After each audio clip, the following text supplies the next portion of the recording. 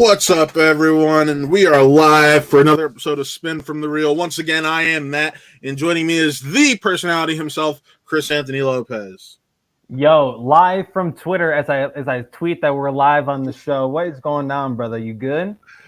I'm good. It's been an interesting day. And this is, working in single-digit weather. Oh, dude, you will not believe out here, right? So last night I went to sleep and I checked the weather for tomorrow because I have a bad feeling about Monday. I just have a bad feeling, and I checked the weather and it didn't say anything like weather storm advisory, no snow, no like rain or anything. I'm like, all right, you know what? I don't gotta worry about it. I'm good. I wake up this morning, everything's covered in ice, everything, and I'm like, I moved to Oklahoma for a reason, and part of that reason was to avoid the Chicago winter. Oh, no, buddy, it's worse there. At least in Chicago, you get snow. In Oklahoma, it's straight up ice. Yeah. Like you were better off staying in that near Chicago. little did I know, right? I thought, I'm like, you know what? Like, I love snow. I do love snow. I love it so much. And coming over here, we've had 2 ice storms. One of them destroyed my windshield to my car. And now this time I had PTSD because I'm like, oh, yo, I hope ice doesn't fall on my car again. And I'm without a car for another week. Oh my God, it's a mess. But on the bright side, we're back here. Another Monday episode, the second Monday episode of Spin from the Real. I'm still not accustomed to the Monday. I was fully prepared for a show last Wednesday. Show me the money. When did Ferris join Spin from the Real? It's a great question. Show me the money. Great question. It doesn't look like Ferris. He's not screaming. Right. Yeah. And he's not in the store. I'm not at work. Yeah. I'm out here in my apartment. And maybe one day we can have Ferris on. But I feel like if Ferris is on Spin from the Real, he would just just obliterate me the whole time. Probably. And cuss me out the whole time. I mean, I'm ready for Ferris. I want to go at Ferris. Him and I on the same screen, just butting heads. Yeah. I think we'd get each other real good. Yeah. Well, if those of you who are watching couldn't tell, tonight's episode is all about matches. We've had the first 6 matches outside of the live event announced. Yep. We're going to talk about all those, and we're going to talk about some dream matches that we have. We're just going to name 5 of the matches we want to see. But before we get into all that, we got a special guest. Damn right we do. Making his return to Spin from the Real, we got the one and the only Zack Burkett. Yo, what's going on, guys? Dude? Hello, thanks for having me back on. Good to see you guys. How you doing, brother? You're a friend of the show. I'm great. I'm glad to be a friend of the show. You guys are good friends to me too. Matt and Chris, thanks again for having me back on. No doubt. It's awesome. I love you guys. Love having you on. But before we get into the fun nitty gritty stuff, we do have something we want to share with you, because this is. You'll hear me. I wasn't on camera. I was off camera because we had someone else we had to focus the camera on. But we were. This is basically live reaction to you getting drafted. Zack! Oh, Zack Burkett! Friend of the program. Love him. Oh man, yeah, that was basically more or less my reaction as well. I was shocked. I didn't expect to be picked when I did, or by the team that ended up drafting me. It was a surprising outcome. I couldn't be happier with it. I'm really, I'm happy where I ended up. But it came as a shock to me. I did not see it coming at all. See, I'm not gonna lie. Part of me thought that might be where you ended up, because really, Roxy, considering we don't know if it right now. Alex has the belt. We don't know when that championship match is going to be. We've heard there's a chance it's 2 Star Wars tournaments. If Alex were to still have the championship, Roxy needed another big Star Wars player she could rely on come that tournament time. Yes, and she can rely on me. So so in hindsight, I understand why now strategically why it made sense for her to draft me, but at the time I wasn't expecting it. But it's like I get why that was a good move for her, and I'm going to come through. So that's the attitude I love to hear, and that's the attitude you brought the first time you were on the show, when you even told people, "Yeah, I think I could do all 4 divisions if I put the time in." Yeah, we'll see. That's the dream. Yeah, maybe it'll happen one day. That's like way down the road, and Yeah, hopefully you don't got to worry about that too Yeah. far. Because I mean, now that you're on the Stars, arguably they had the most well-rounded three to begin the draft. Right. They had those two singles players. They had that team. They had a Star Wars and potential really good inner geekdom player in Alex Damon. So now they're just adding on to the icing on the cake. Yeah, and you with the. Go ahead. I know we already have Alex, we have Janine, we have Brandon and Hannah, but let me just anyone out there listening, I've started prepping for IG. So it might be in the cards for one day. I'm preparing now just in case. I would be open to it. I'm kind of, it's never too soon to start preparing, so I'm already kind of working those muscles and just to get in shape for if and when the time comes. That's what we like to hear. Dude, go ahead, Matt. It's just great this seriously, because I was listening to Suge and ASG on stereo before this, and they're like, are these rookies studying? Are they prepping for the divisions that they know they're going to be in? Are they prepping to be in other divisions? And it's just like, Zack took it upon himself. He's like, nah, there's a chance of me in IG. I'm just gonna get in that IG mindset right away. You can't be upset with that. Got to be proactive. Take that initiative, man. That's what I'm all about. Exactly. Now, Zack, I gotta ask you the hard questions, right? Because we're out here doing the after show. I gotta ask you the good questions. All right. So when you got drafted to the Stars, I mean, you saw my reaction. I was so happy to see you get drafted to the Stars, and I mean, what a hardworking, ambitious faction to go to. Like, I mean, headed up by Snyder and Draco. Alex Damon's been champion for 2.5 years, it feels like. But how did it feel getting drafted to the same faction as Alex Damon? I feel like I have to ask. Surreal, and it was, again, I was in shock, because at the time when I was watching, in my mind, did I freeze? Am I still here? You're good. I can hear you. Okay, so in my mind, my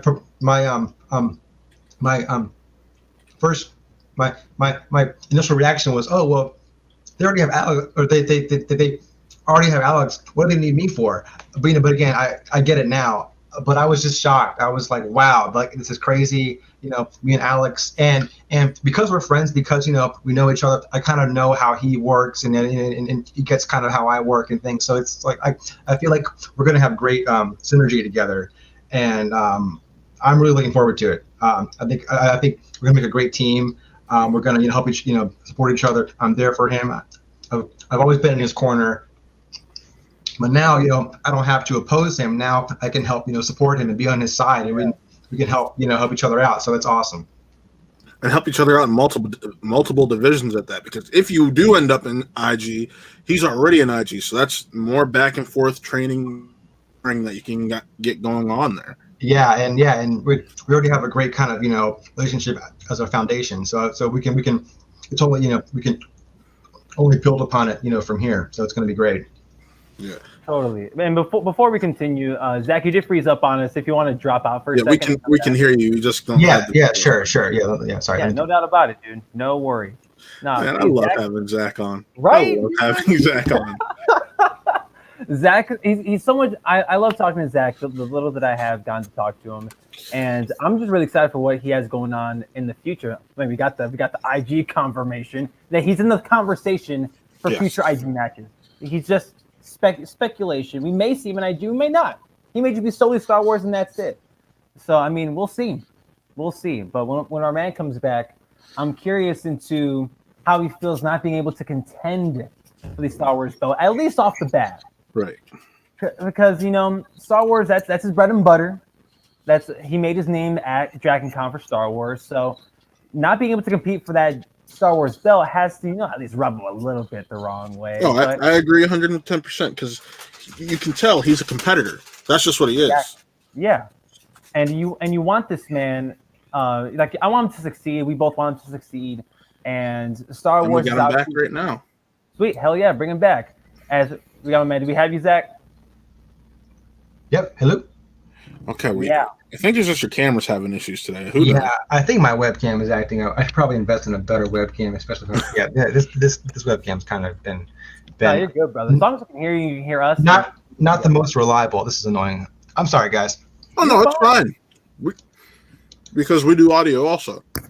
But what Chris was just saying is, actually, Chris, go ahead and ask your question. So Zach, when I posed a question about Alex Damon within the Stars, and like that's your buddy, y'all can really help each other out in Star Wars and in Geekdom apparently. But how does it feel to not be able to, at least off the bat, contend for that Star Wars belt? Does it rub you the wrong way by any means?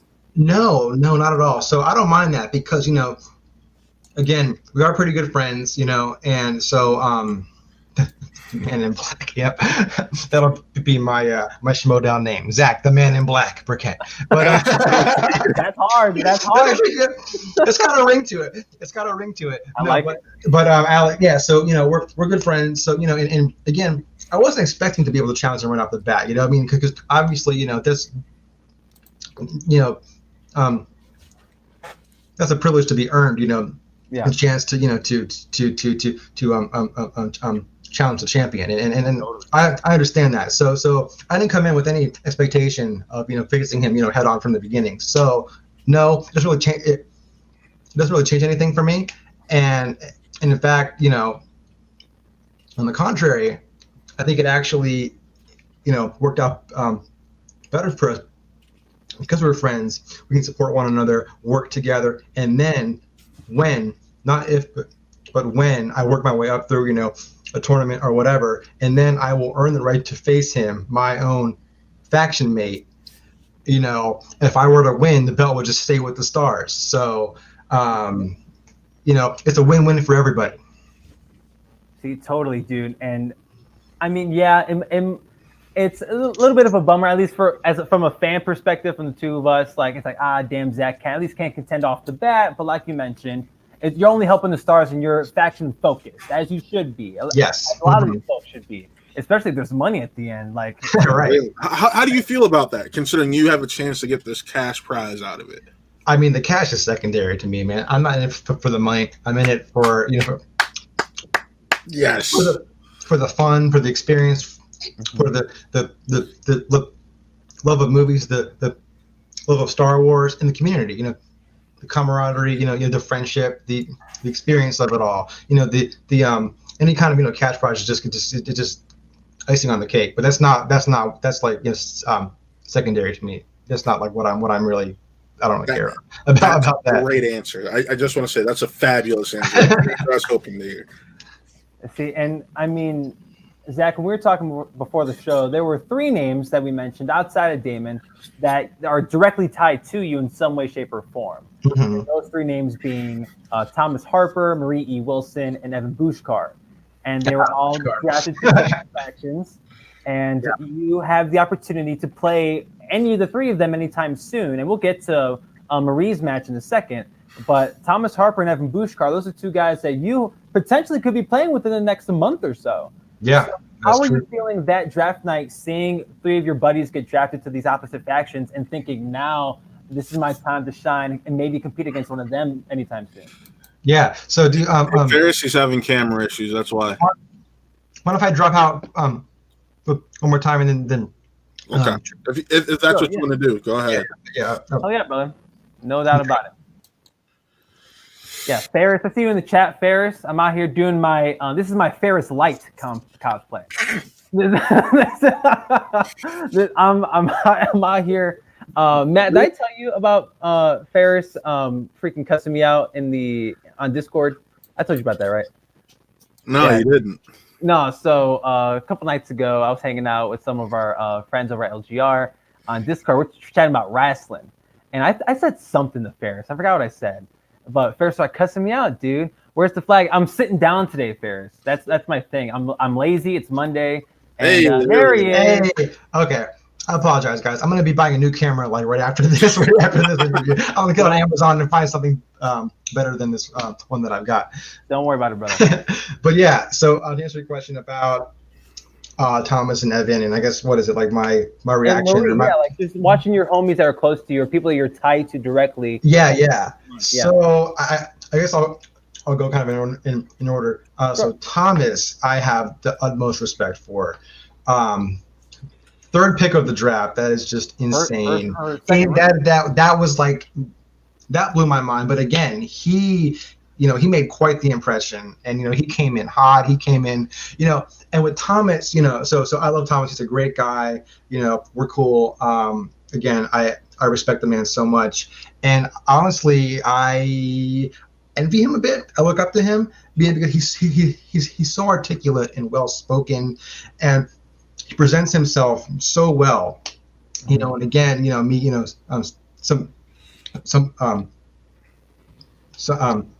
somebody who stutters, I wish I could be like that, and I wish I could, have that impression and project, the confidence that he projects. So yeah. I love that about him, and I kind of accepted that. I'm never gonna quite beat Thomas. I just have to kind of embrace who I am and just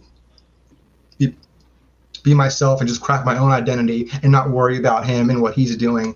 But again, yeah, congrats to Thomas. That is amazing. So yeah, and if I were to face Thomas, which I'm sure inevitably will happen at some point. Mm-hmm. So I'll say, there aren't many people in the Star Wars division that I'm afraid of. In fact, there's really hardly anybody, except the one person I might hazard to say I would be maybe a little nervous to face would be Thomas Harper. But and again, he's extraordinarily humble. He's so humble. So I don't worry that my saying that will go to his ego or anything like that, because he's not like that. However, his fans may take that comment and run with it. So maybe I shouldn't have said that. But between Thomas and me, we're cool. He understands. Yeah. So I respect Thomas, and that is so awesome that he was picked so early. And I'm sure he's going to do great things in the Schmodown. And whenever it comes down to me and him, I'm going to bring my A game. And yeah. So that's my thoughts on Thomas. Mm-hmm. With Damon and Hannah on the team, can Zack do IG, or is it two-star G players perfection? I don't think there's a limit, honestly. Because maybe look at there would be a limit. Maybe in tournaments, but he could still probably get to some normal IG matches throughout the season, possibly. Yeah, who knows? Yeah, I mean, again, I don't have any kind of set expectations. I'm open to IG. I would love to do IG, but again, I'm not banking on it or anything. Star Wars is my main focal area. So I'm a Star Wars player first and foremost, but I could do IG, and I would love to do IG if the opportunity ever presented itself. We got Brian from Brian. What are you talking about, man? You want me to be a heel? No, Zack's too nice of a guy. He's hearted to be a heel. It's Zack the Man in Black Burkett. What are you talking about? See, that's starting to grow on me. I kind of like that. Burkett, so it's legit. You're like Christian. I will wear black every match. I'll have a red. Exactly. I could do the Terminator glasses like in the back. Yeah, dude. I had the leather jacket. I had the glasses, so I could do Terminator, or I could do like a tux, like a black jacket and tie and everything, and be like a Man in Black with a neuralizer and all that stuff. So yeah, that could be cool. It's starting to grow on me, but yeah. What about Bushkar? What are your thoughts on Bushkar getting? Bushkar. Oh, you mean gold leader? Gold leader, aka Evan Bushkar. Gold leader, Goldilocks. Big stock exchange. Goldilocks, bro. Evan. Yeah. So he's apparently we've developed somewhat of a rivalry. I guess he's my nemesis, apparently. He was popping off on Facebook. He was talking mad shit, and I had to kind of knock him down a peg. I had to put him in his place a little bit. I love that. I remember watching you after seeing that video. I was like, no, I loved that video, because you're just like, I'm just sitting here minding my own business, and this guy calls me out of nowhere, and I just got to put him in his place real quick. Yeah, I mean, I couldn't just sit there and take that. I had to fire back, so I did. And so Evan, so I kind of have ongoing, kind of a back and forth going on now. But I will reveal, however, that so he and I so he lives in the same city as me, Decatur, Georgia, which I didn't know about him, prior to the draft, and him living, practically, we're practically neighbors, which was purely coincidental. I had no idea he was even here. But then so we actually last week we met up. We had a temporary ceasefire. We met up, sizing up the competition, just a purely diplomatic, just a one-on-one, and we kind of we kind of felt each other out. He's a cool guy. But so I'll leave it at that. But I definitely would expect some more warfare between Gold Leader and myself, because so after we left our little meeting, we agreed, from this moment on, it's on. It's the second we part ways, it's war. It's war. Yes. War. Yes, and I mean, you weren't taken ahead of him, so yeah. And I mean but he was picked immediately after me. Yes. So when I was picked by the Stars, again, I didn't see it coming at all. I wasn't shocked. My jaw was hanging open. When the next pick after me was Gold Leader, my jaw just hit the floor. It was already open. It just like fell the rest of the way down. I was like, oh man, it is definitely on now between me and this guy. Like, we're gonna come up together, and we're gonna clash at some point, man. It's gonna be a thing. So, but also, yeah, I know he's never mind. I won't get into that. But he knows what's up. He's afraid. So no aggressive negotiations this time. He's afraid, Matt. Zach just said he's afraid. He's scared. And he knows it. So there might be someone in the chat, I don't know if he's here yet or not, who might have something to say about that. The one thing that I want to say before we move on to Marie E. Wilson is, Zach, not to jinx you or anything, but last time we had two competitors, it's not go at each other, but two competitors of the same division on our show together. They were announced days later to play each other. Yeah. So Spoon from the Real has this jinx now. So if we say it 3 times, it's probably going to happen. Hey, we avoided the Thomas and Marie jinx, although I think that wasn't going to happen because he wants the Dragon Con players to avoid each other as long as possible. Yeah, which I'm cool with that. But so as far as me and Evan, I can see it going one of two ways. Either we're going to be each other's first match, or they're going to hold off and build towards it and have it kind of crescendo to a climax where we finally face each other. But either way, I'm not worried about him. I mean, honestly, I would prefer him be my first match because I know it's a match that I would win and I would have no reservations. So I would love to see the both of you face off in like a tournament final or something. Oh my god, dude, that would be epic. That would be epic. No, he's a cool guy. I do like Evan, but we gotta keep up this rivalry. So screw him. And maybe keeping y'all apart will add to that. Like the more, like, if y'all are successful, y'all are successful in Star Wars and y'all just keep going and going and going. It's like, I want Bushkar, I want Burkett. Let's make it happen. Like this can, like, that can main event, like, maybe one day if we get one, like a live event. Like, I feel like the hype would be awesome. Yeah, that would be hype. Yeah, get at me, Gold Leader, Goldilocks. Goldilocks, man. Well, but in regards, yes. Just a heads up, we're having a slight change in plan. I'm about to put in the private chat. Just gotta. Okay, word.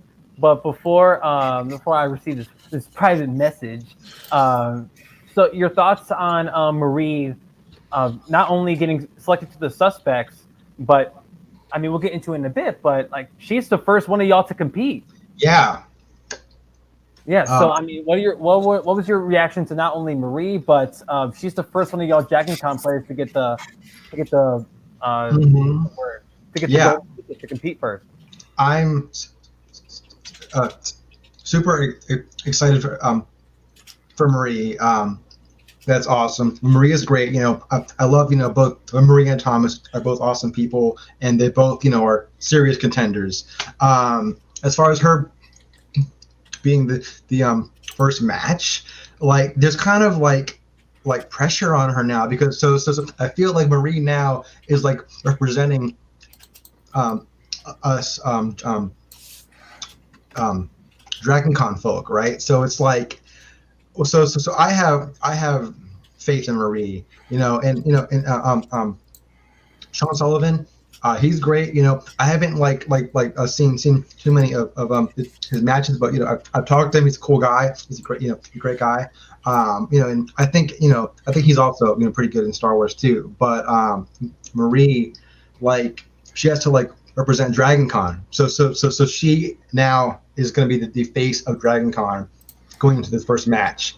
So I just but I have no doubt that she will honor DragonCon and make us proud and score that win, and just increase the DragonCon hype surrounding us, because Marie, she knows her stuff, and we DragonCon people mean business. So hopefully she's up for the challenge. I think she is. We'll get into that a little bit more, but for now, Zach, we're going to drop you 10 or so minutes. Sure. We're going to bring you back on to go deeper into her match. Okay. But we have a special guest. He is someone he knows how much he actually means to me, and he will always be the manager of the year this past year for me, and that is the one and only Winston A. Marshall. Yo. Bitch. What's good, guys? How you doing? How you doing, Winston? So fucking tired. I'm so tired, bro. At least you got a consistent paycheck coming down. That's all At least I got a check. I got a raise too. That was cool. That was dope. Yeah. That was dope.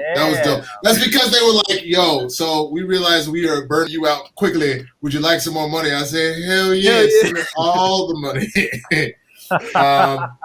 But I'm good, man. I am working my ass off. I was working all the Super Bowl Sunday. I was working all the Saturday.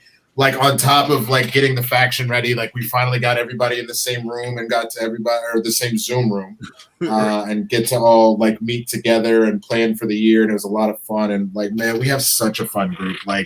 I'm so excited about what this group is going to do this year, man. And the fact that I saw you had a Zack. Yeah, sorry. Again, my brain. Zack Burkett. You had Zack Burkett on, and he's one of those people that I thought would have been perfect for us as well. But everybody out here just hot snatching everybody all extra fast, quick in a hurry. Well, so, you grabbed. I know you did ruffle some fan feathers with how this ended up working out, but you got Laura Kelly and your boy back. So I'm pretty sure you were fine with Star Wars. Pretty sure I am more than happy with the two that we have. They've already proven it in the sphere. I mean, that's the one thing I do think these DragonCon players are going to be dangerous. They clearly know their shit. That's what's up, ASG. Let's go.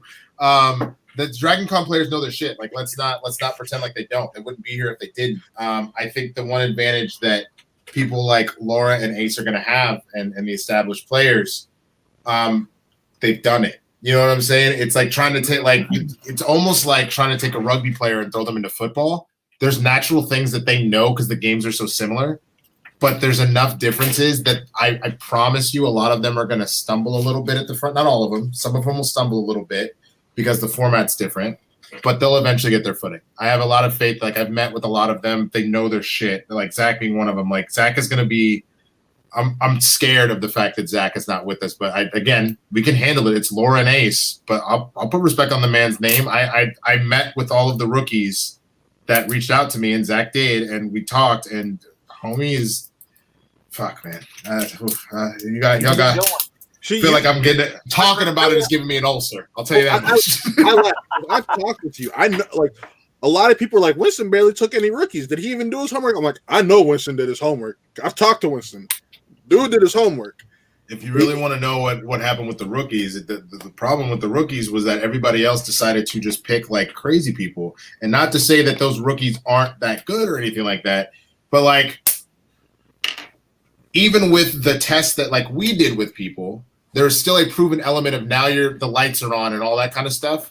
In my opinion, and this is no diss to any of the rookies, because I do think that you're looking at future champions that have been brought into the league for sure. Because of said proven commodity type stuff, there's not a single rookie I would have taken before the second round, personally. And that's the problem. A lot of those rookies that I was looking at, they snatched super motherfucking fast. Like Amaru went second overall, which Amaru is my motherfucking boy, and congratulations to him for that. But like, for example, we had him as that was originally going to be our swing around. Like, again, all the picks that we made were a part of our plan, just kind of in different orders based on what happened. Like, so people keep saying, why'd you disrespect Ace the way you did? And I'm like, I don't think you've ever really done a draft then. If you don't understand how this works, Ace, in my opinion, is top 3 Star Wars players out there. Laura is the other one, and then the last one is Damon, obviously, right? So the thing is, I was realizing that they weren't putting that kind of respect on what Ace can really do. So me taking him later had nothing to do with not respecting his talent and his skill in our relationship. Me taking Ace later was knowing that this was a situation where people were going to allow me to take him later. Like, for example, if we're doing fantasy football right now and you want to take Patrick Mahomes, right? If you feel like you can get him in the 7th fucking round, you bet your ass you take as many running backs and wide receivers as you can, because once they're gone, you're fucked. But if you know that it's a situation where Patrick Mahomes is going to be gone in the 2nd, if you feel like it's that important, then you jump for it. You know what I'm saying? Laura Kelly specifically, why her before Ace? For 2 reasons. 1, before corruption has a chance to snatch. And 2, remember, she has a number 1 contender match right away. So that's an automatic, assuming she's going to win her match, which we're training, like she's doing her training, but we're giving her some of that swag extra. You know what I'm saying? She's going to win. Like she's going to kick that ass. You know what I'm saying? So like knowing that, automatic points to start the year, like they're like people need to like look at stuff and how it is. You know what I'm saying? Like that was not from a standpoint of I don't value Ace at all. It's that I realized that the rest of people were still not putting respect on his name, so it just meant that we can make the team stronger around him, and it's not up to him to win an entire fucking tournament for us to beat. You know what I'm saying? Like there was a method to my madness. So the people are like, "How dare you?"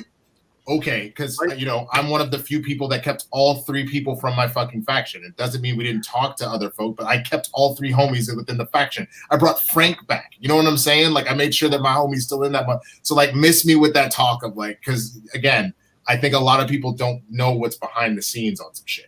That's the issue. And see, and that's why I was shocked at first. I'm like, oh, he took Laura. I can't blame him because I have her as a top 3 Star Wars player who's actually proven themselves. I still consider the Dragon Con 3. They're probably within that top 6 without even playing a match in my eyes right now.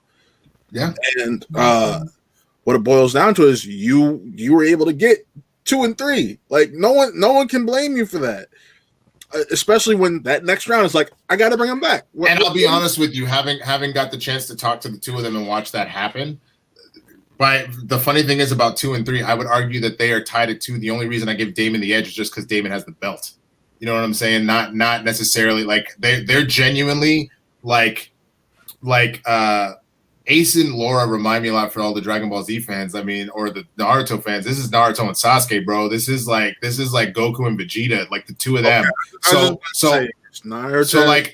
Imagine just like that is, imagine Goku and Vegeta out here just training with each other and just become the 2 most badass motherfuckers in the universe. It's Naruto and Sasuke like fighting each other just to make each other stronger and being the 2 most badass ninjas in all the land. It's the same thing with them. This is 1,000%, would be a good example of current Star Wars. I'm trying to think of, like Mace Windu and Yoda. I don't fucking know, because I was trying to think. I can't really think of 2 Jedi that we've seen in the modern day that are constantly like at the playing field and bound. Who? Anakin and Obi-Wan. I don't know, dude. I don't know. Like obviously, Anakin had more. Anakin had like the potential to be stronger, and he ultimately got there. But I guess that's the thing. I mean, like there wasn't like Obi-Wan is a badass. Do not get me fucking wrong. Like nobody would take that from him, but like. I'm saying that both of these 2 have an equal floor and ceiling. I never felt that while I felt like Anakin's ceiling was a lot higher. You know what I'm saying? That's why I didn't use that as an analogy. Because I always felt that it just from the nerd side. I'm viewing this as episode 3 going like when they're trading blows, no issue. No, they're at an equal ground right now. Yeah, yes, that's fine. I'll give you that. But also, thank you to ASG for what ASG just said. You want to see a rookie kick ass? Go watch Bradley hit them Oscar winners while doing a fucking Rubik's Cube. Like, I'm looking for people that I feel put them in high stress situations that they can handle their shit. You know, I'm surprised that people slept on this kid. Like, he's so good. So, but again, I'm excited about all the talent coming in, man. I think that we have a lot of really talented folks joining the majors, and you're gonna see some crazy matches, man. Nah, on some real stuff. Like, you're tripping, Matt. You're tripping. Go ahead, Mike. Your thing was freaking out.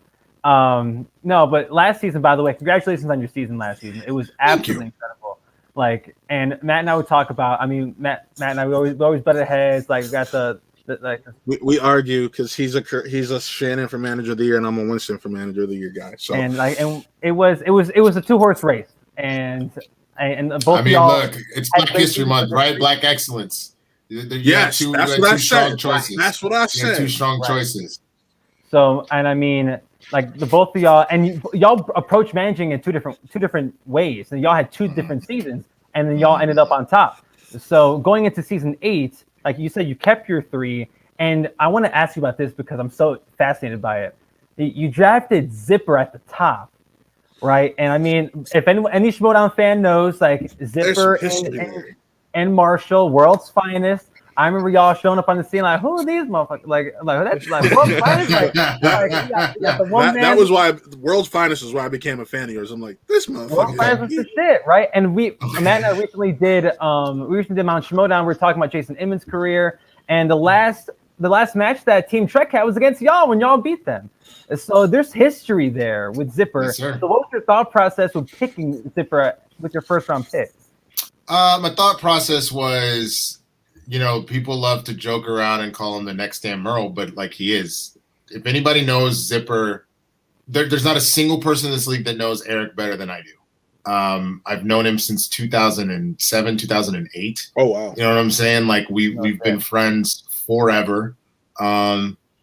You know how black people are. He's got a lot to answer for that disrespect, to taking off his shirt in public and throwing that sweaty ass shit in my face and being like, "Go fuck yourself." Like, there's a lot to work out. I'm gonna tell you that. Christian hinted at we haven't seen the end of that Winston and Zipper butting head storyline, even though you drafted him.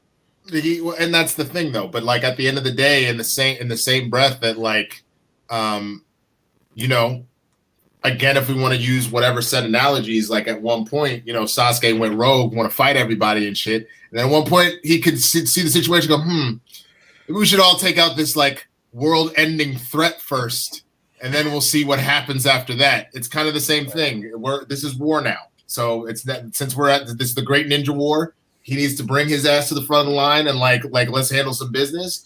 And then we can settle our beef, you know, at you know the Great Valley, man. At the end of this, so we'll settle our shit when it's over. But for the time being, like, you know, I can't think of a more well-rounded player. You know what I'm saying? Like he can do it all. He can do singles and teams. He can do IG. Like he's gonna make some noise, and we've given him some real ammunition to shore him up. You know what I'm saying? Like. Cool, you had Parker last year, but now you got the champ. You know what I'm saying? Now you got Chandru. Like, you know, like cool, you had, you know, like Witt helping you out, but now you have the former champ in Oyama. You know what I'm saying? And his former partner as well from Loose Cannons. Exactly. And future champ. I'll tell you that much. You know what I mean? And then like to be surrounded by other just killers like Ace and Laura to like help shore him up on the IG side for Star Wars, and you know what I mean, like John Harris with the experience, you know, Jen Kemp, his another former teammate of his in Haley, like Vinny Mancuso, like he's got so many strong people around him that is just going to make him more and more lethal. And the same is true for all the rest of them. They are all part of this swag family now that is going to be here for each other. Like we've already had some like personal stuff come up that everybody's already rallied around each other, which has been amazing. Everybody's really excited and on board with like the training regimen that we're kind of putting together and kind of what we're laying down. Like I've said it a million times. Any of the rookies that spoke with me know I make it very poignant that I want this to be. This is a friend group before it's a Schmodown faction. Period. Like I don't like. Obviously, I care about winning, but I am more concerned about spending time with my friends for the next 12 months than just some people that answer trivia questions. If that's all you're really doing, then you're doing it wrong. There's a reason why you ended up at the back of the pack last year. If you don't figure out how to make a family out of this, you're gonna lose. Period. Maybe one of your players or two of your, or like a team of yours will do well. Your faction will fail, and that was proven. So. I know you're on a time limit. I think that's actually the perfect place to end it. But man, you know I respect the hell out of you. Thank you for coming on, Winston. And well, you know we talked. So yeah, no. If you both ever need anything, you let me know. I can't promise that I'll get to it right away because you know I know you're a working man now. You're a working man now. Yeah, Calvin's got a job. Let's rob that motherfucker. Hey, I still think next time I actually have a Sunday night free, I might have to get back on Swag Day Fun Day because that was too fun. Hey, bring Zack in real quick. He's still chilling in the. Yeah, no. Right? Yeah, he's the man in black now. Oh, the man in black is back. Terminator. Hey, Zack. I had to do it. The man in black is starting to grow on me. Hey man, well, I didn't get to say congratulations to you, but I'm very happy to have you as a part of the league and go kick some ass until you play us, and then we're just have to put you down, man. Sorry, we'll throw your Terminator ass in some Mustafar lava, bro. I'm gonna make you regret not drafting me, dude. Oh, first of all, you wasn't even given the motherfucking opportunity, sir. Hey, don't say that, Winston. You would have had to take him in the first round. That's true. I want to go on record saying no. So, Winston, you're a super cool guy. I had a great time talking to you the other day when we chatted. I think you're an awesome manager. I would have been honored to be part of Swag. Honestly, Swag was like one of my top picks. If I had my choice, Swag was up there for me. However, that said, you made a mistake not picking me. Roxy Stryer, she knows what's up. She was smart, and she made the right move. So you're gonna regret that mistake, my friend. Ooh, get him, Zack. Get him, Zack. Look at this, baby. He done been in the league for all of a week, and he's already out here talking with the big britches on. Okay, don't talk like you got some big britches on and to get the switch to the ass. No, I compliment you, though. Winston, give him his props. He's come a long way. He has come a long way in a month. He has come a long way in a month. No, look, Zack. I'm trying to tell you, Zack is a future superstar of this league. Y'all watch out for that. But like I said, when it's time, understand it's nothing personal about that ass whooping. That's just the way of life, baby. We'll see, man. Hey, tell Jay if he keeps talking shit about my Cleveland sports stars, I'm gonna have to give him an ass whooping. It's fine, man. You heard him out here in the street straight up when we're trying to have the discussion about Michael Jordan or Tom Brady at this point. He was like, "How dare you even have the conversation?" I went at him today about that because I'm gonna put LeBron James as the GOAT for more than just his play on the court. Because realistically, I'm gonna choose LeBron. Let me better my community, even though I'm no longer there. James over Jordan, Michael. Republicans buy shoes too, Jordan. I mean, look, I'll be honest. I think LeBron is hardcore in the conversation. If you're talking about just like who was arguably the better basketball player, I would actually make the argument that the better straight up basketball player is LeBron James. Yes, sir. But the GOAT of basketball is Michael. Let's be honest. Well, but listen, here's another thing I said. I can't give you the GOAT when your team was the Golden State Warriors of your era, and literally you didn't like. Here's my issue with that conversation. It's sure. Michael was asked to score and defend. LeBron was asked to pass, score, defend. He's asked to do everything. He makes his all-around team better.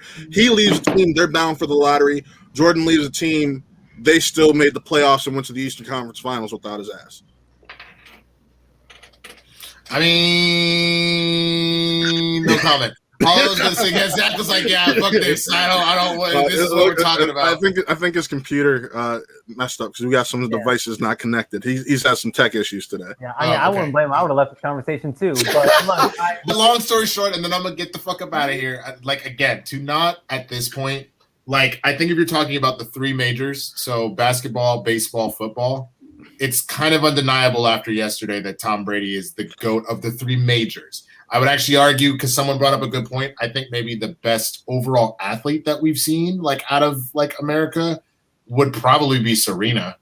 Honestly, like the dominance that she's had, I feel like it has to be Serena. It almost would have been Tiger if Tiger didn't have that drop off when he got caught with his hand in the cookie jar. Well, but it seems like he need to keep his hand in the cookie jar. Let's be honest, because he played like oh my god, no, Matt, no. I can't be a part of this. I gotta go. Okay, have a great day. What the hell, Matt? You can't just say that. I mean, in that cookie jar. He stopped playing well after he took his hand out the cookie jar. What you want me to say? I'm gonna be honest. Oh my Zach! I saw Zack laughing his ass off. That was my camera. That was my camera. That wasn't me. I didn't mean to leave. No, I would have left too. Look, okay, train back on the track. Train back on the track. We're talking Schmodown Star Wars, and before Winston had popped on, the man in black himself was talking about Marie E. Wilson. And might as well just start talking about the match announcements because Marie E. Wilson versus Sean Sullivan. And I mean, to kick off Star Wars is not a bad matchup at all for a multitude of different reasons. Not only are we getting a rookie showcase with Marie E. Wilson, Sean Sullivan coming out here with a vengeance after what happened the last couple seasons. And look, like these two players have something to prove, two different things to prove.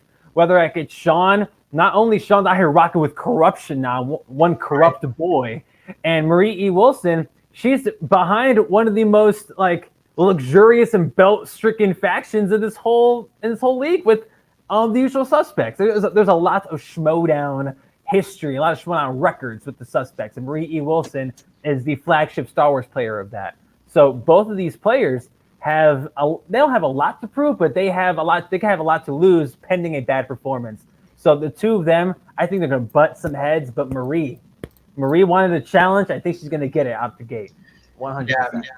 It's an interesting matchup for sure.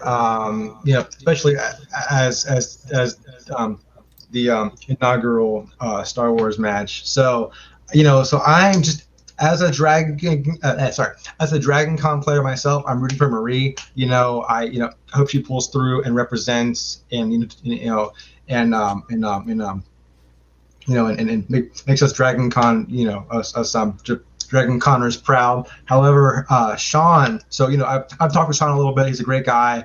I watched his match with Laura Kelly, which unfortunately he lost. However, he put up a great fight, and I mean he knows his stuff too. He's a solid contender. So I think he's gonna give him Marie, a run for her money. So it's an interesting matchup, and I feel like starting off with a Dragon Con player will kind of set a precedent for us Dragon Con 3. But I have faith that Marie will live up to the hype and will do us all proud, and we'll have a great start to the season for us Dragon Con players. No, hey dude, I can't. No, Sean, we're out here showing love to Sean Sullivan. We like Sean is Sullivan. Awesome. It's gonna be a tight match. I mean, it could go either way. Sean, I mean, he could pull through too. I mean, who's to say? I don't know. They're both solid contenders, and they know their stuff, and it could go either way. So I'm excited to see what happens for sure. Yeah, Leo Logan has our boy in the chat. He says he has Sean because he brought the heat on LGR. I mean, look, I saw that too, and I love that fire with Sean Sullivan. Part of me likes to think it's his corrupt nature inside of him. But I mean, maybe because I'm biased, but I love what Marie. I love what Marie has. No, don't piss me off, Matt. I love what Marie is bringing to the table, and I like what you said, Zach. It's going to be a tight one, and it's going to be a great way to start this season in regards to Star Wars. And I love what you said before Winston had got here. Like, she represents the three of y'all. Like, and like, although y'all won Dragon Con in different years, and like y'all obviously are different in your own ways, but like she represents the overall Dragon Con player that's been hyped up for months now. Like the legend that was Dragon Con players are not coming to fruition. All three of y'all in the league, all three of y'all went in the first 20 picks. So like that's none of the stars. Zack needs to learn to hate corruption as part of the stars. Yes, he does. Shout out to ASG in the chat. But I think Marie can pull this one out. Has Zack learned which numbers are sexy yet? Have you? Yeah. Is that like the first day of talking to Roxy? I know sexy. That's not a problem for me. Oh, so you knew sexy before. Dude, I'm leaning towards Marie, but if Sean wins, I will not be surprised. And again, if Sean wins, corruption again. That I double down on my point on them really having a really great draft, even though they lost their first few picks. Yeah.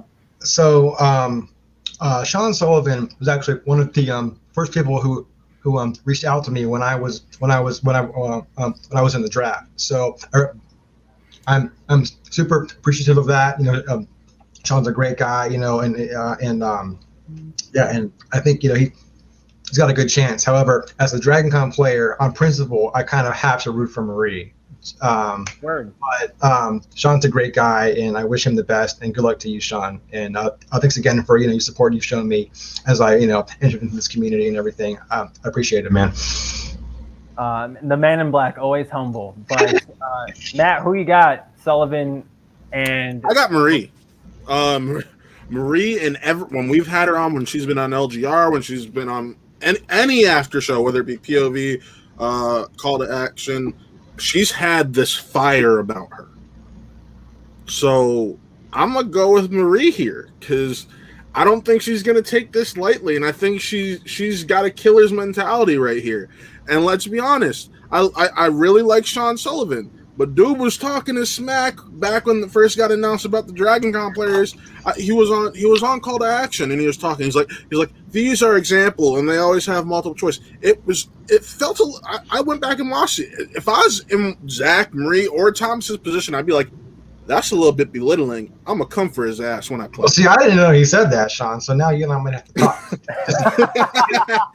Just kidding. No, but Marie Wilson actually has the unique distinction of being the person to win Dragon Con most recently. So she won last year. So she is actually the most recent person to defeat Alex in Star Wars Trivia, technically. So she definitely has a high bar that she set for herself. So I think she'll come through again. We'll have to see. She said she wanted a challenge, and I think she's getting one to start the season. And the first Star Wars match to start Season 8 War. But Zack, you're so kind for coming on our show again, and it's so good to get to talk to you, brother. Congratulations again. Yeah, you have an open invite. If you just want to come on, hit us up, dude. We got that much respect for you. Thanks, man. I really appreciate that. You guys are awesome. Link's always in the chat, brother. We'll make sure to get that to you. But thank you, Zack, and good luck, brother. Thank you, guys. All right, see you later. We'll chat. That man's gonna tear it up. I already know my man's going to. I love having Zack on. Brian's over here. I'm taking notes. Brian's out here going to snitch. He's going to snitch on us from the real. Hell, it's not the first time we've been snitched on this week. Anyways. Us.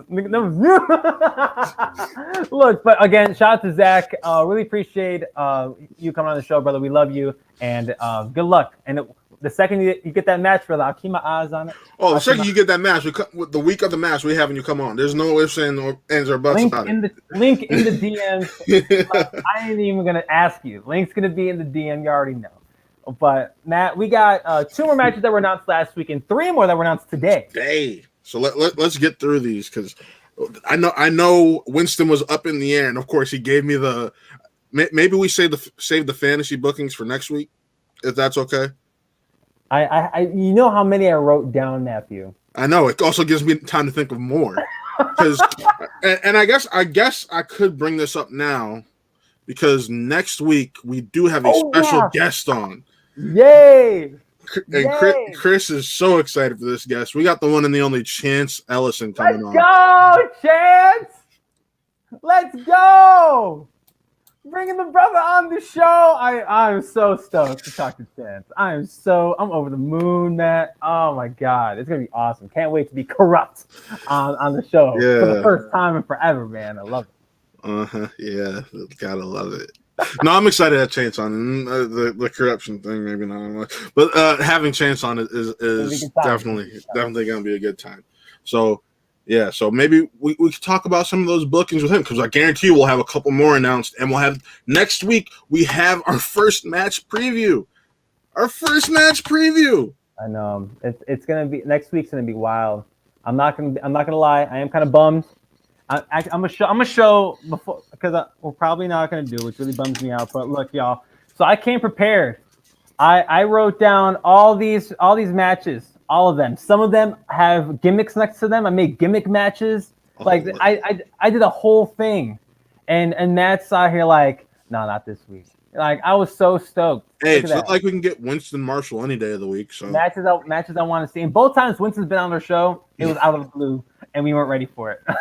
No. Remember, this time was planned. It was just he needed it. It was he warned us it was a game time decision. And I mean, I wasn't ready. Like you said, you popped in private chat. I'm like, word? I'm like, okay.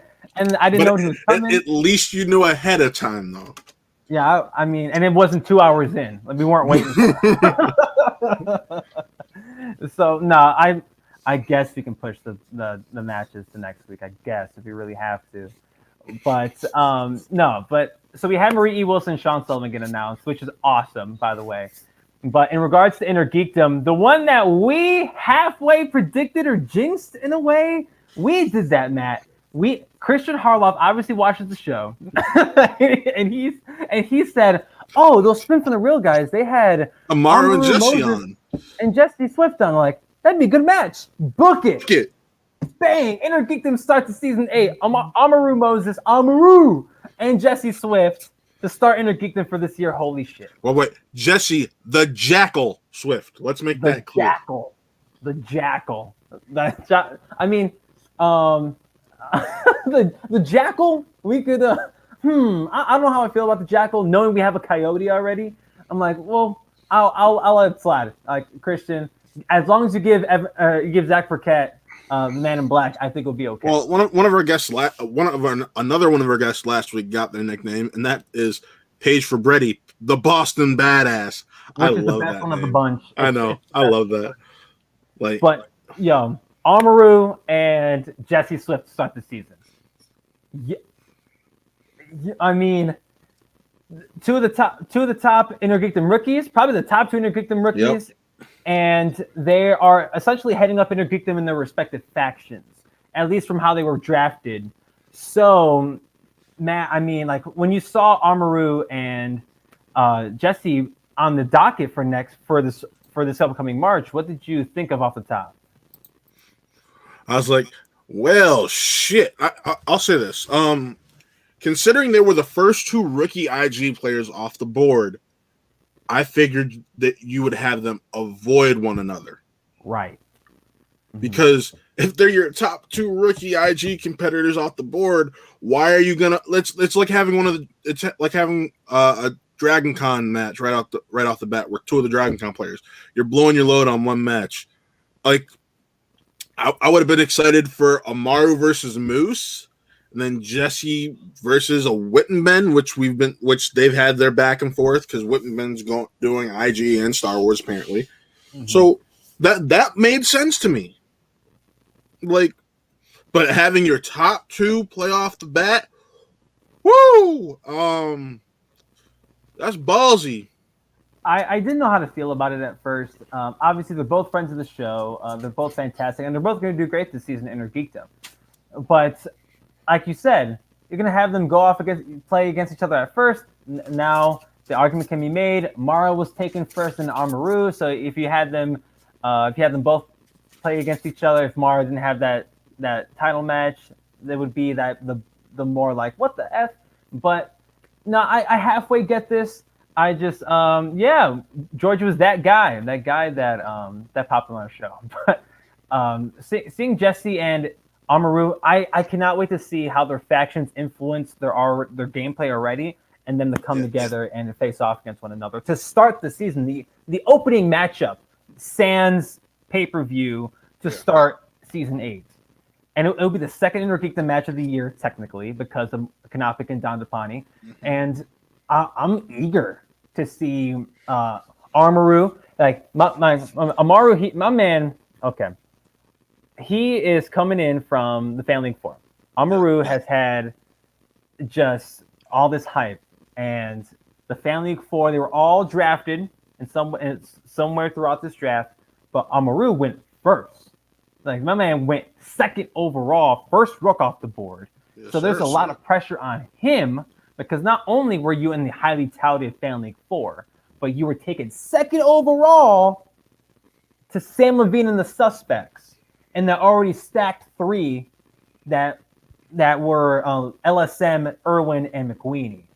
So a lot of I don't want to put any ill will on my man, but that's a lot of pressure. Then Jesse Swift going on to the Mercs. The Mercs lacked Intergeekdom to start the season, and he is the representative Intergeekdom sans the real reject. He's their number 1 IG player, as proven by the death chart, the draft board. He is their number 1 guy. Granted, he can learn a lot from Greg and John. And by the way, we'll get to John in a little bit, but they're both proven Intergeekdom commodities. They both played in the tournament last year, and I believe shocked many people. In their play last year. So I think Jesse can not only learn a lot from how to study the game from Bibbs and the Intergeekdom side of things with Greg and John, the real rejects. So it's a butting of the heads, 100%. Now, this next match is the one I'm most excited for. Because as soon as I saw it announced, the first thing I said to Chris is, we are going to learn who won the corruption and Den trade. Word.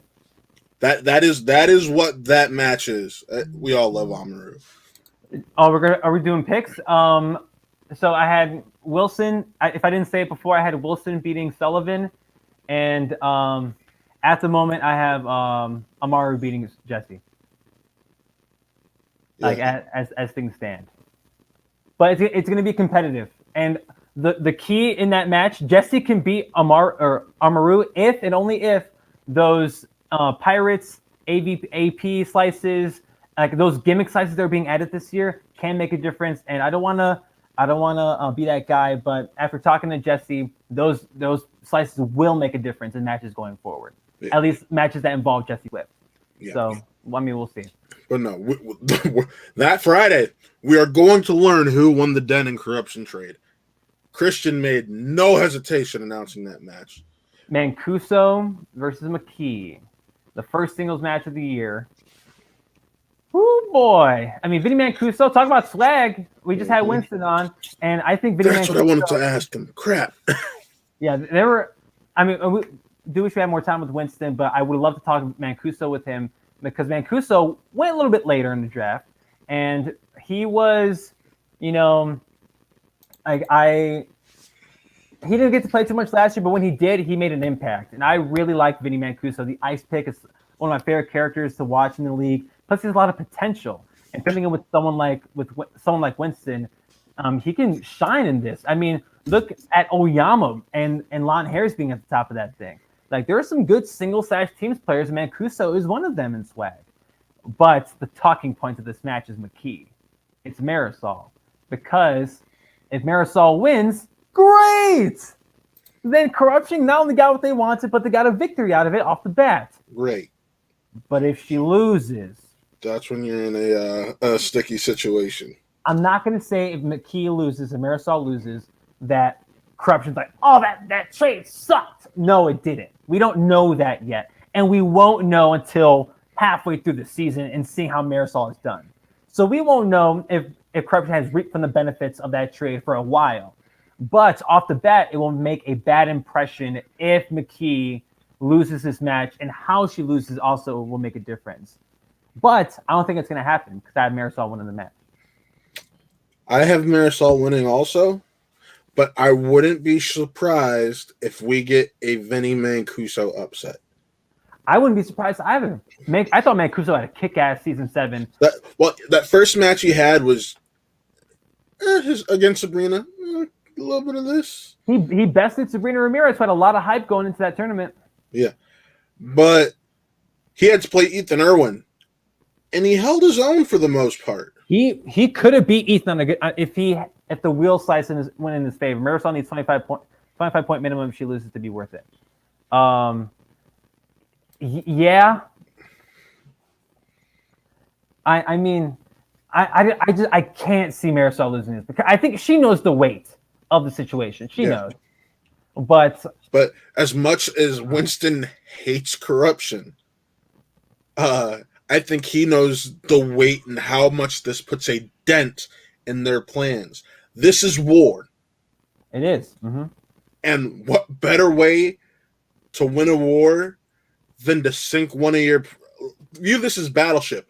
You just sunk one of Shannon's 5 ships. In this case 4, because corruption is. I don't want to say she's sunk. That's what I'm saying. Like let's not get ahead of the curve. You have to start looking at it that way because. But it's not definitive. She may have taken a hit if this is battleship. She may have taken a hit, but the ship's not. Hear me out. Hear me out.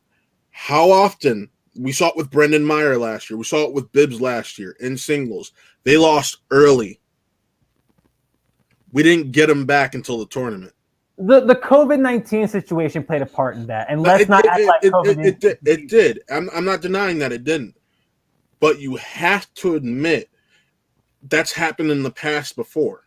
Plus, that was a number 1 contenders match, so the stakes are higher. I know. So I don't want to say if Marisol loses the match. I'm not. I just said it's happened in other match instances before. It's happened before. So I can't just sit. You can't sit here and take lightly the fact that if Marisol loses, there's a chance we don't see her for a couple months. But that chance exists. But at the same time, corruption will be fine because not only are you headed up by the champion, Chance and Mike Kalinowski are right behind him. Then you got someone like a James White who you drafted in the supplemental part of the draft that was way later. James White's going to be slept on this year. You said they have the champion. Yes, they have the champ. You want to know the downside of having the champ, which factored into the Finstock exchange this past year? The champ doesn't play a lot. Word. And that's what I'm saying. There are other pieces. Mark Edward Hoyk, he said he wants to play singles. All right, play singles then. Like there are other pieces that can make up if McKee loses, which which odds are, in my opinion, she won't. I'm here. You're saying you're acting as if they're gonna win. I'm taking this approach of I'm just focusing on this match. This match is all I'm focusing on. Mm-hmm. It could sink Marisol for the season. I'm not focusing on corruption as a whole, but it could sink. Oh my God. Marisol is winning, but Matt is right. If she loses, we may not see her for a while. In singles.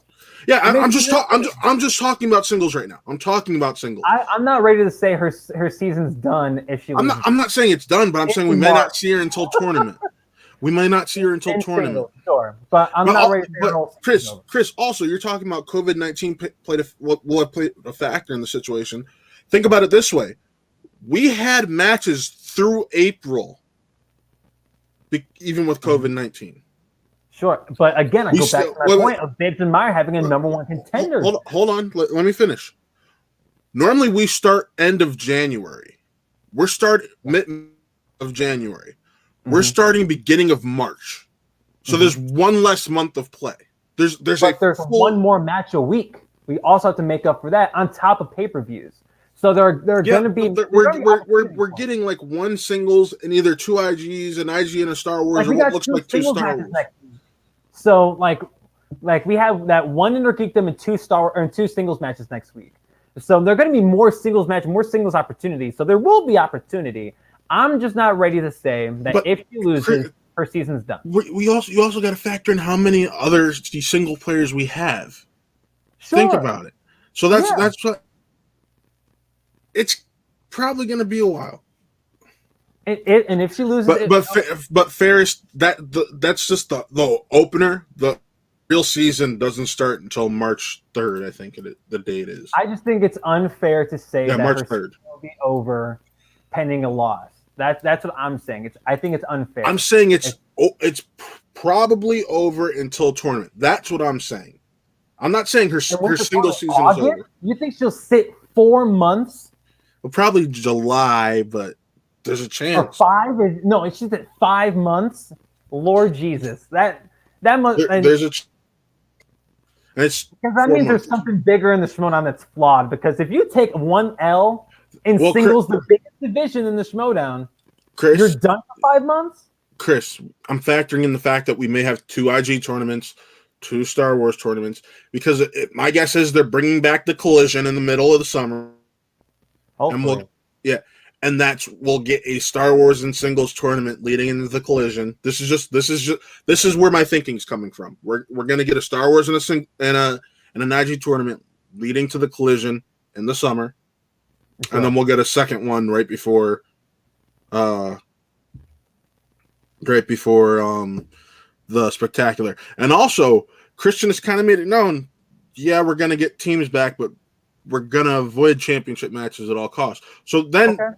And then, so factor that in. Come April, May, you're going to start getting team matches. Maybe there might be a week you don't back for disruption, dude. But my point is, there might be a chance instead of a teams or singles match, we get a teams match instead. Because now you're going to have 4 divisions. Yeah. But my point is, we don't know. Like, it's not like he said it's going to be 1 Star Wars, 1 IG, one of this a week. It looks like it's just going to be this rotating schedule. Yeah. It will change. So that's part of the reason I'm like, it could be over for a little bit. It could be. I'm looking at all these different factors. I agree with you. I agree with you that she will sit for a second, but you said her season might be over. She might sit a majority of the season. Like, those words came out of your mouth, and that's why I'm refuting that and saying, yo, let's pump the brakes a little bit. Then I misspoke. What I'm saying is you won't see her until the tournament. That's what I'm saying. You won't see her in a singles match until the tournament. Okay. Like that, I can understand. I don't see it happening, but I understand. I'm just saying. I think Jesse loses to Amara, right? Yeah. If Jesse loses to Amara, you might not see him until the IG tournament. And I'll say that right now. And I love Jesse, but that's the situation we're in. Right. Now, for Jesse and Amaro, I think circumstances are a little bit different because they are rookies. And if they're able to be neck and neck most of that time, they might get a second match to see if. What's the difference? Like, if they're rookies, they should be treated because there's so many rookies this season. Okay. And IG isn't as deep as singles. IG is a smaller roster compared to singles. But so at the same time, like, IG might not even get a match. IG isn't getting a match next week. So you mean 2 weeks? You mean it's not next week, but I mean the second full week. The second week is yeah, and I know. Like you said, like we said, rotating schedule. Maybe there's going to be weeks where we get just geeky matches of IG and Star Wars. Maybe there's going to be weeks where we get 2 teams in an IG or a Star Wars. Maybe there's going to be matches or weeks where we get all 3. It's we don't know. Let me throw this at you. So for Amaru and Jesse, who you got? Example. Who you got?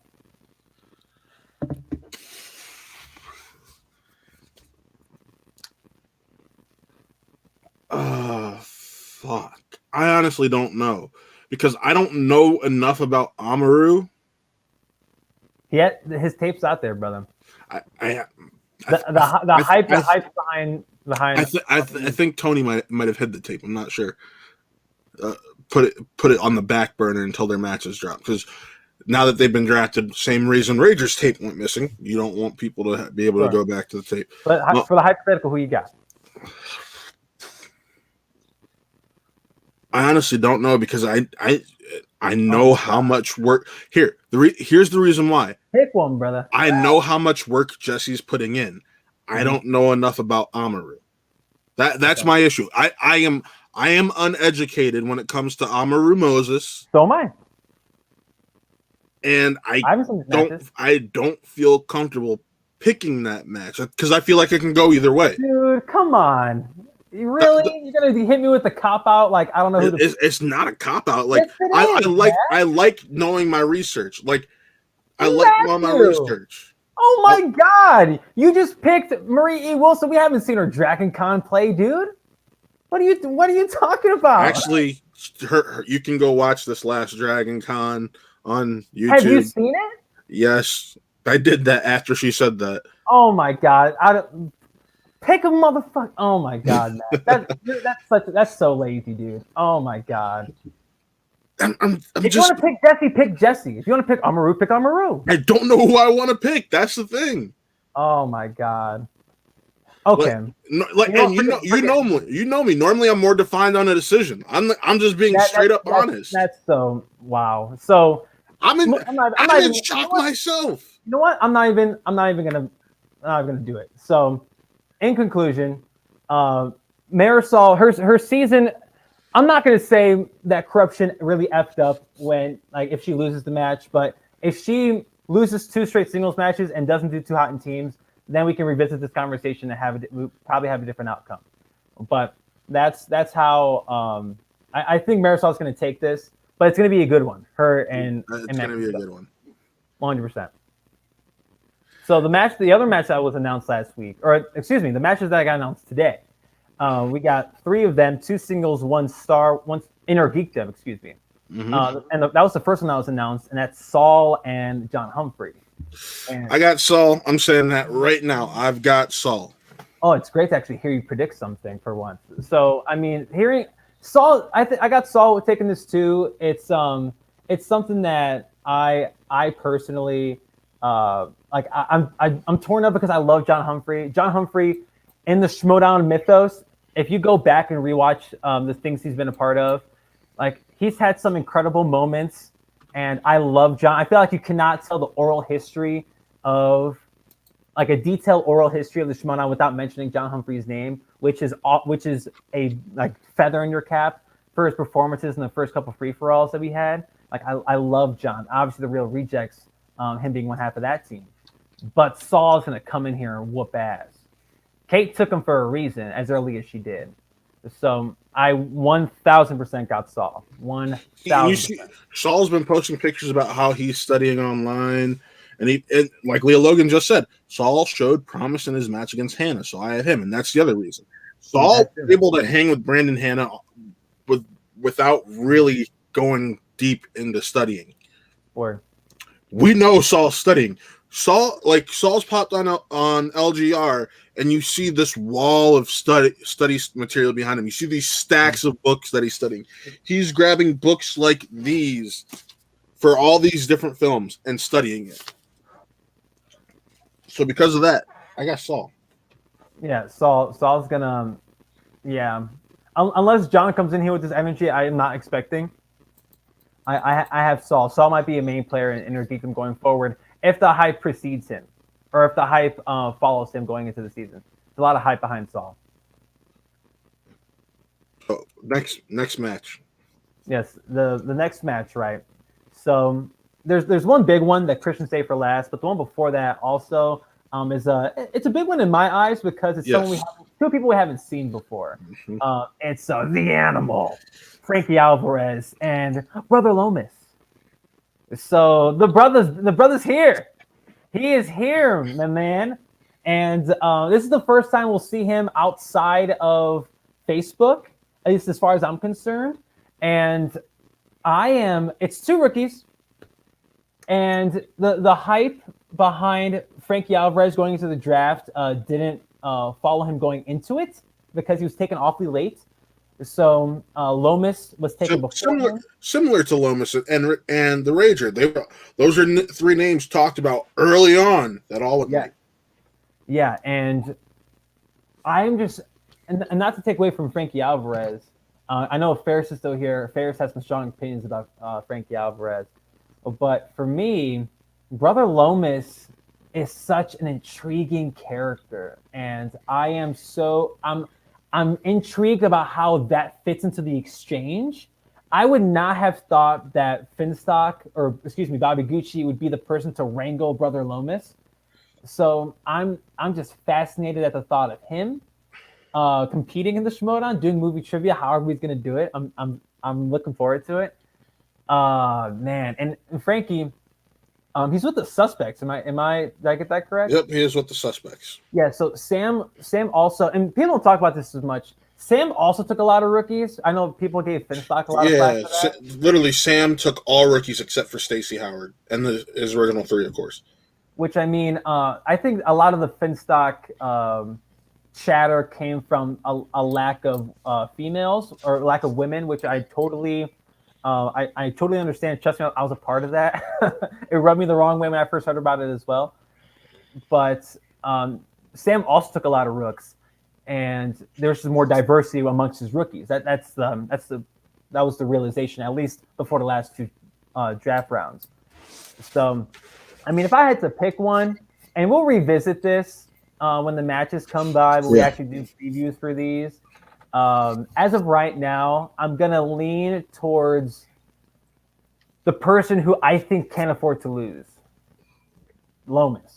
Yeah, that's Frankie's playing with nothing to lose, basically.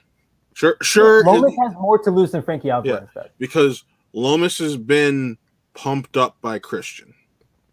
Mm-hmm. Yeah. So you're getting that Christian push, and if you don't perform, it could all go away in one foul swoop. And we've had this conversation on our show, on other shows, about the importance of characters over actual movie trivia, or vice versa, depending on how you look at the Schmodown. So Lomas has been the guy, from what we know so far, that he is character first, trivia second, and he's at the Exchange. So being headed by John Roca and the Barbarian, no slouch. You got to learn something from them. Like, there's a lot of movie trivia Schmodown knowledge in those brains. You got to pick something from it. And I guarantee a lot of those rookies are. And that's the other side of the coin. There's a bunch of rooks and Roca, JTE, Gucci, and Barbarian. And everybody else is a rookie in some way, shape, or form. So a lot of training, a lot of what's the word I'm looking for? A lot of combines supposed to be happening within the Exchange to really get each other prepared for these matches, especially the rookies, primarily the rookies. So, but I'm picking Lomas just solely because he has the most to lose, and I guarantee he knows that. I think I'm with you there on that. That's the most to lose. Frankie's got nothing to lose right now. Right. My computer glitched. Yeah, so. I saw. But no, Frankie has little to nothing. Great. Wait, you still there with me, bud? Yeah, I'm still here. I just said great because I saw my screen acting up. So, word, but Lomas has more to lose. I think he might pull this out, but again, I reserve the right to change my mind with my other picks, all my other picks, until we actually preview these matches when the time comes. Because a lot can change in a month. We're in early February. Mm-hmm. A lot can change, and we might actually see some of these people do more on the movie trivia side than others. Who knows? We'll see. But the money, the main event of all these drafts and all these match announcements from Christian Harloff over the last week or so was Chance Ellison versus the Kid. I'm so excited. Chance Ellison versus the Kid Brendan Meyer. This is a rematch, if I remember correctly, isn't it?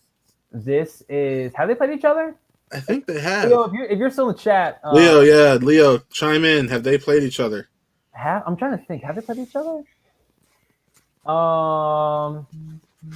Yeah, I don't think so.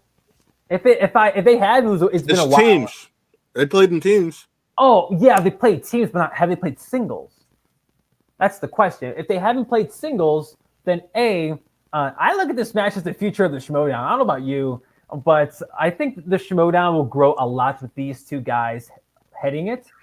They won't be the spearheads. Obviously, we have champions for that, but Ellison and Meyer, like, they've been a part of the league for a little bit now, a few seasons. Ellison's 3 and Meyer's 2. This is Meyer's 3rd. It's the first time solo. Yep, first time solo. Word. Thank you, Leo Logan. My best friend in the chat. So I think the Ellison Meyer matchup, first time facing off against one another to end the second week of the season 8 war, is going to be super intriguing. This is, whoo boy, talk about two powerhouses. Like these two guys easily could have won the singles tournament if they didn't Ellison wasn't Ellison went out to LSM, and Meyer met the future singles champion in Brendan Meyer or in Adam Collins. So this is gonna be super interesting to start the year, and oh man, it's the Mercs' second match, and it'll be Corruption's second match, correct? Yes, it will. So both teams have a lot of potential. Great squads, both of them do. But holy shit. These two guys, we'll be saying their names a lot in this season. Ellison and Meyer. We will be saying these two names a lot going forward. And in multiple divisions, like singles and teams at the very least, chance if he decides to go back and geek them this year. I feel like the winner of this match should go on to a number one contenders match. Ooh. Like after if we really want to chat on number one contenders matches, there is one that was also confirmed. We've known about it for a while, but that we got Meyer, a big confirmation here. Just as 3 and 4, if things don't go well in round 3, particularly he struggles with 5-pointers. He'll be 3 and 5, and that record is tough to climb back. And Leo Logan's right, but we have seen people do it before. JTE being one of them. Yeah, I mean, like these like bad or under 500 records. I don't really hold them against certain players, and it totally depends on who they played too. We also have to look back at who these people played, because I know like LSM's track record isn't too kind to her, but look at the people she's played. Ellison, another example of that, and Meyer. Oh man, so you're saying that the winner of this should go on to play whoever in a number one contender spot. I don't know. This could go towards a number one contender spot. Yes, that's what I'm saying. Okay, yeah. They could, I could totally see them. Maybe winner of this plays the loser of Snyder Merle. Like no, because when you lose a number one contenders match, you don't get another one right away. That's what I'm saying. It may not be directly a number one contenders match contendership, but that's just another matchup I dig to see. Not one that's on my list that we're saving for next week. But this matchup's gonna be intriguing, and it will set the groundwork for Meyer, Shazam, and the Mercs going forward, and Ellison, Corruption going forward. Damn. Matt, I'll start with you, brother. At the moment, who you got? Oh, Meyer. You said that so easy, and I don't like that. I don't like how easy you said that.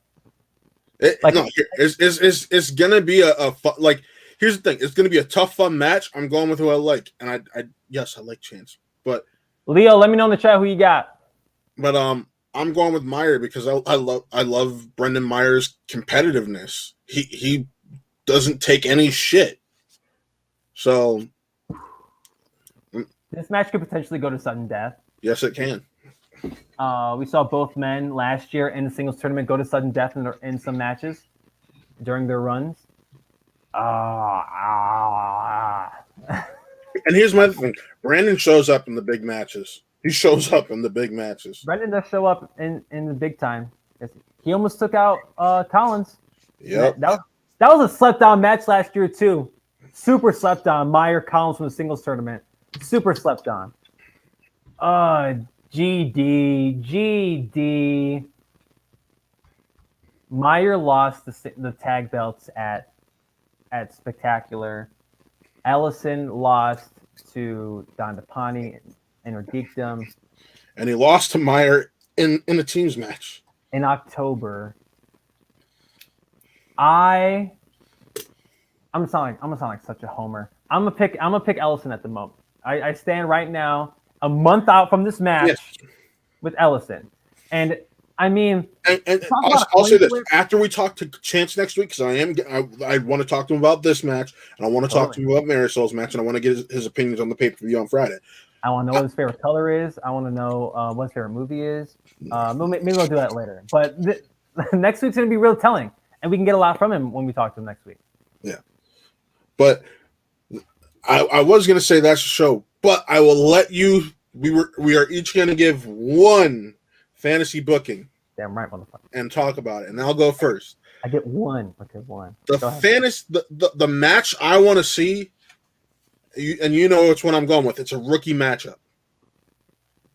Oh, yeah. I want, and this is another one of spin from the real, got it first type deals. No, I want Paige, the Boston Badass Fabretti versus the Rager, Rick Radis. Yeah, I want Triple that bad. R. I want that bad. And originally, I would have said Beth May because somehow the Rager and Beth May always ended up on the same after shows around the same time. They're best friends. But the attitude that they both had on screen last week, I want to see that in match format. I want to see that match. So that's where I'm going with. I want Paige Fabretti versus the Rager. That's my fantasy booking for this week. This is gonna be so dumb. I have so many dumb ones because I want them to happen. I do want them to. I do want the Boston Badass and the Rager because it'll be the battle of the kick-ass. Leo knows what's up. Yeah, I mean, Leo's. I know. I'd hate to go against Chance too, brother. I really would. But Leo, you're still my best friend. Your pick doesn't change that. The one I will say, damn. I want to be different. You know what? I'll be different. I'm not. There are a bunch of obvious ones. Let's preface that. Yeah. There are a bunch of obvious matchups that probably will happen over the course of the year. So, something that's real low key that I think is totally feasible now that they're on separate factions, and something that would be a real tester for both these ladies. And they're awfully slept on. They're awfully slept on, the both of them in whatever division they play. My match I would like to see, one of my many, Haley Fouch versus Perry Nemiroff. Oh, I love it. I love it. I would love to see these two ladies face off against each other because now there's no more witching power. No more witching power. And now they're on separate factions. So at some point, it may not have to be I hope it's not just relegated as a Wednesday singles match. It could be a Friday one, but if it's it could be an undercard. It could be an undercard. It could be an undercard for a throwdown, for versus, for a battlefield. However you want to go about it. Maybe you can slap this on this if they do well enough throughout the season. This could be #1 contender for insert belt here. Or if they're on separate teams and their teams face off against each other, I want to see Haley Fouch and Perry Nemiroff face against each other. Probably in what I think will be the first time ever in the Schmodown. So Haley Fouch, Perry Nemiroff, that's my pick. One of my many, right? I'm going to show y'all again. One of my many. See the little red X? That's where I had Boston Badass and Rager. But everyone else getting some love. I have lots of names. I have a lot of repeats. I have some sequels. I have some multi-people matches. I have some gimmick matches. I have one match that is literally competitor versus anyone because I want to see the competitor compete. So I'm eager, and I have the obvious ones, of course, because there are some that we need to see this year after they were teased late last year. So holy shit! With that being said, I think that is the show. Yeah, that's the show. That's the show, Bubba. So thank you for everyone who tuned in. As always, thank you, Leo Logan. Thank you to our two guests, Winston and Zach, especially Winston, because we didn't know that was going to happen. He hit me up about 20 minutes in. He's like, yo, you still want me? It's like, I'm not. Yeah, it's like, no, we don't. What are we going to do? Say no? But no, thanks for Zach. Thank you, Zach, for being so patient with us. And thank you to Zach. Zach, you are a friend of the show. You're one of my favorite people to talk to, even when we just chat about non-Schmodown stuff, whether it be movies or geeky things in general, Star Wars. And thank you to Brian of POV for tuning in for what I think is the first time. This is the first time he's active in our chat. Yeah, what's up, brother? ASG as always. Our guys over at Shmow Me the Money. I'm pretty sure that was Buck Ferris. What's up, other Ferris? But we love you. Eat shit, but we love you. And I hate you, Ferris. I know I love you. And yeah, so that's Fool's Guild. You've been in here quite a few times. Always got to thank you. Yeah, what's up, homie? But tomorrow, you can catch me on Shmow Me the Money. Yes, you can. And Matt's gonna be on Shmow Me the Money. Yes, he is. If I remember correctly, I'm going against Danny from C2A and Amber from LGR. Yeah. Yeah. No, excuse me. It's not Danny. It's Kelsey. I'm going against Kelsey. Yeah. Kelsey and Amber. Yes. So it's Matt interrupting ladies' night over there at Shmogi the Money. Yeah, I told Buck, he's like you're lucky I can mute you. I'm like, bro, you might have to. You can ask Chris. We get wild and screaming matches all the time. I will make my points known. Matt on Shmogi the Money. I'm so fascinated at that concept. Not because he's gonna yell. It's because he's not gonna yell at me. I'm not gonna be able to take the brunt. So it's gonna be either Kelsey or Amber or Buck or Jeff or Quishov. It's not gonna be Jeff or Brandon because they're just posing the questions. But it's all of us debating it. I want to see you yell at Amber. Amber just annihilate you. And I only say that because I've spoken to Amber and Amber's my favorite person from LGR and she knows that. And Kelsey, we're not too familiar with Kelsey. I believe we might have met her once or twice, but I know I did because I was helping set up Rager and he was here for that call. Yeah, I don't know if I have, but she's really sweet and I love the work she does over there at C2A. But Matt Thomas is going to start yelling at some people that aren't me for once. So I'm over the moon. And I cannot wait to watch that. It's gonna be so much fun. Oh, see, here's the thing. Yeah, you gotta be nice to start. No, I'm not going to, and I'm gonna explain why. Here's the thing: LGR, C2A, POV. They got these 4+ people crews. Here at Spin from the Real, it's just us. We got 2 chances to get dubs, and I'm not letting this go to waste. What Matt's saying is that when he wants Shmogi the Money All Stars, he wants Matt and I to be on the table. Damn straight. And I've spoken to Buck. We're getting that situated. So, but Matt's first. Matt's going first on Shmogi the Money tomorrow. Check him out then.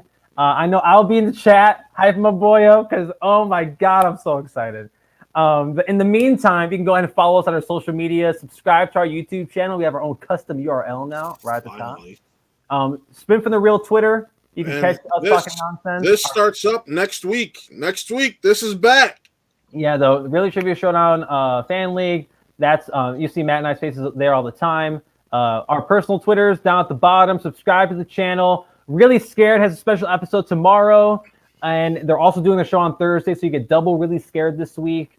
Wrestle Reels on Friday at 6 p.m. Eastern. Real Talk on Sundays. Time TBA because of things that may or may not happen. We don't know yet. So, I mean, we have a lot of jam-packed stuff going on over here at Who Are They Real Entertainment. And at some point this month, the return of Really Drunk. Oh, Jesus Christ. That at some point, hopefully. And I don't know why I haven't been asked to do that Kindly Real Drunk.